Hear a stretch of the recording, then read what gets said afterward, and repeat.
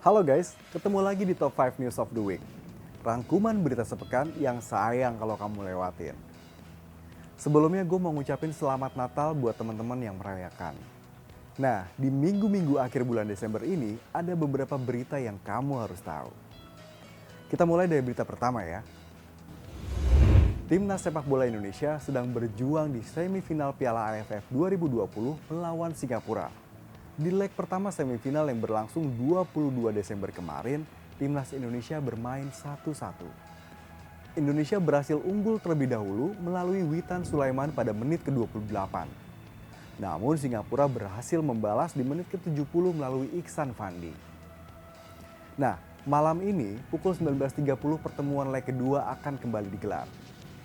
Oh iya, Piala AFF ini tidak menganut sistem gol tandang kandang. Jadi Indonesia harus menang untuk melangkah ke final menghadapi pemenang antara Thailand dan Vietnam. Untuk saat ini Thailand unggul di leg pertama dengan skor 2-0. Mari kita doakan Timnas Indonesia berhasil meraih hasil terbaik di Piala AFF 2020 ini.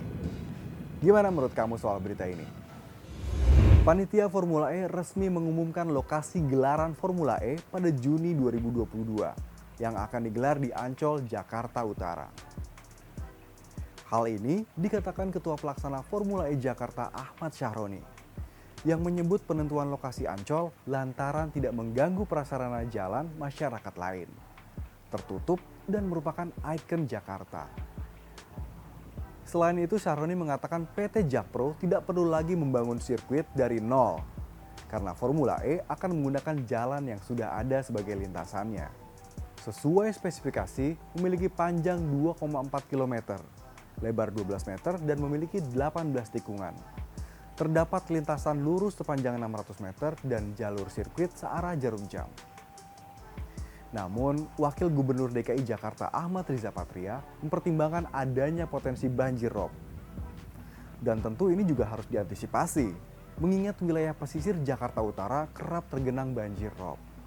Di sisi lain, Wakil Ketua Komisi E Fraksi PSI DPRD DKI Jakarta, Anggara Wicitra, mempersoalkan penetapan Ancol menjadi lokasi sirkuit Formula E. Menurutnya, penetapan Ancol sebagai lokasi Formula E tidak melibatkan DPRD DKI Jakarta. Padahal, uang komitmen sebesar 560 miliar yang dibayarkan menggunakan uang belanja daerah DKI Jakarta. Sementara Ahmad Syahroni menyebut dampak ekonomi pelaksanaan Formula E ini mencapai 1,4 triliun. Kita berharap pelaksanaan ini nantinya betul-betul memiliki dampak baik untuk Jakarta di mata internasional. Dan semoga bisa mendatangkan cuan untuk warganya. Siapa yang berencana liburan? Atau malah sedang liburan Nataru? Gue mau kasih info sedikit soal liburan Nataru di masa pandemi COVID-19 ini. Setelah sebelumnya maju mundur aturan PPKM, akhirnya pemerintah menerbitkan Instruksi Menteri Dalam Negeri Nomor 66 Tahun 2021 yang berisi aturan lengkap pembatasan masa libur Natal dan Tahun Baru.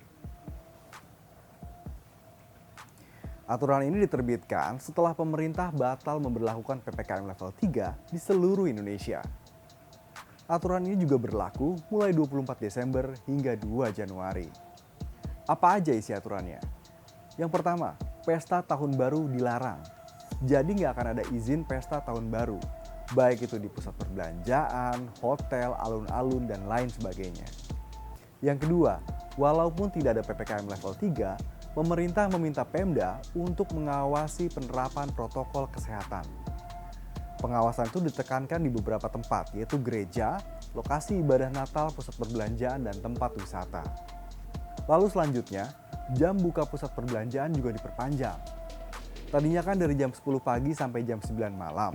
Nah sekarang dari jam 9 pagi sampai jam 10 malam.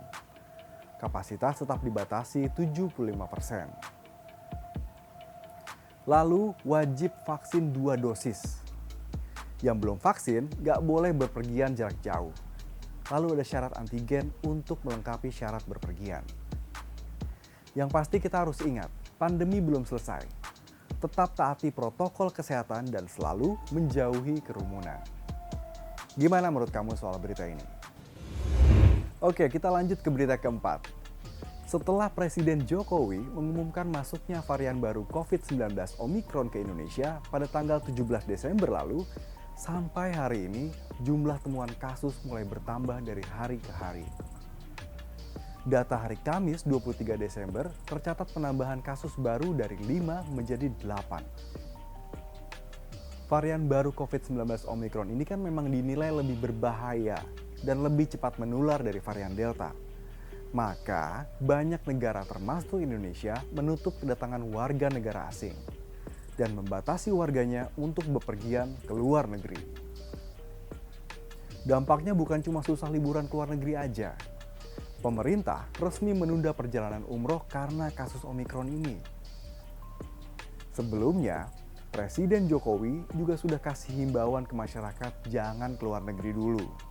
Ya hal ini karena merujuk penemuan kasus Omicron pertama di Indonesia. Gimana menurut kamu soal berita yang ini? Nah, di berita terakhir, hari Senin kemarin tanggal 20 Desember 2021, mantan penyidik KPK Ajun Komisaris Polisi Stefanus Robin Patuju menjalani sidang tuntutan kasus suap yang menjeratnya. Jaksa KPK menuntut Robin Patuju 12 tahun penjara ditambah denda 500 juta subsidiar 6 bulan kurungan. Ada dramanya nih, merasa keberatan dengan tuntutan jaksa KPK, dalam pledoinya terdakwa membandingkan tuntutan jaksa dengan kasus Juliari Batubara. Menurutnya jumlah uang suap yang diterimanya tidak lebih besar dari korupsi bansos mantan Mensos itu. Robin Patuju juga mengajukan diri menjadi justice kolaborator dan akan membongkar peran Wakil Ketua KPK Lili Pitauli Siregar jika permohonannya dikabulkan. Nama lain yang juga disebut dalam pledoi Robin adalah pengacara Arif Aceh. Kita tahu kasus ini juga menyeret nama Wakil Ketua DPR Aziz Samsudin dan kader Partai Golkar Aliza Gunado. Mari kita tunggu lanjutan dari kasus Robin Patuju. Semoga bisa mengungkap fakta-fakta dan tersangka baru. Oke, itu top 5 news pekan ini. Jangan lupa like, komen, dan subscribe video ini. Jangan lupa jaga kesehatan dan terus patuhi protokol kesehatan. Gue Bandung Maulana pamit, sampai ketemu.